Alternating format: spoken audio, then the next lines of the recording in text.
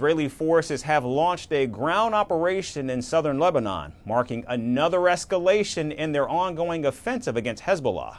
This comes just days after Israel killed Hezbollah chief Hassan Nasrallah in airstrikes on Lebanon's capital, Beirut. And announcing the ground offensive, the Israeli Defense Forces said the incursion would be limited, localized, and based on precise intelligence. In accordance with the decision of the political echelon, a few hours ago, the IDF began limited, localized, and targeted ground raids based on precise intelligence against Hezbollah terrorist targets and infrastructure in southern Lebanon. These targets are located in villages close to the border and pose an immediate threat to Israeli communities in northern Israel. The IDF hasn't given an exact timeline on how long the invasion is expected to last. However, the Israeli army says soldiers have been in preparation for months. Israeli Prime Minister Benjamin Netanyahu said he wants the displaced Israelis to return to their homes in northern Israel, which borders Lebanon.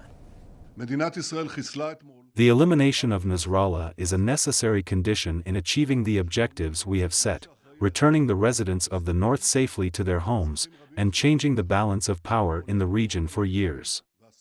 As long as Nasrallah was alive, he would have quickly rebuilt the capabilities we took from Hezbollah. Therefore, I gave the directive, and Nasrallah is no longer with us. Netanyahu has warned Iran against helping its proxy Hezbollah, saying that there's no place in the Middle East that Israel cannot reach. There is nowhere in the Middle East Israel cannot reach.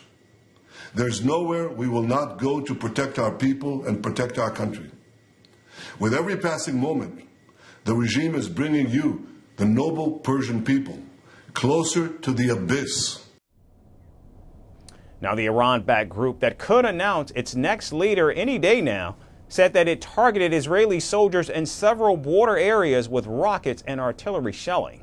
And Lebanese citizens said Hezbollah remains strong even after Nasrallah's death. In my opinion, there is only a small possibility that Israel will be able to penetrate because the resistance remains strong. And if Sayyed Hassan Nasrallah is gone, there are thousands of alternatives to Hassan Nasrallah.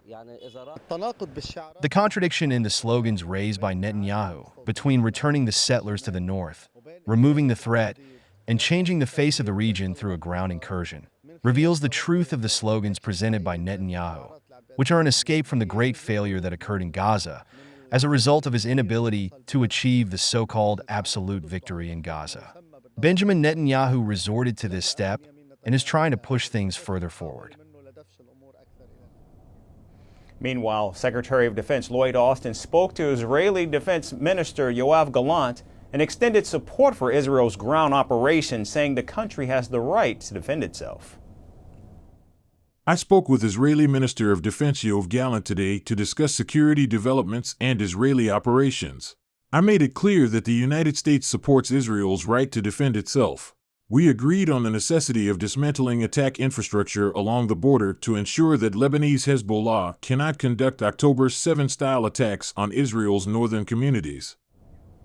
Secretary Austin also warned Tehran of serious consequences if it decides to launch a direct attack on Israel.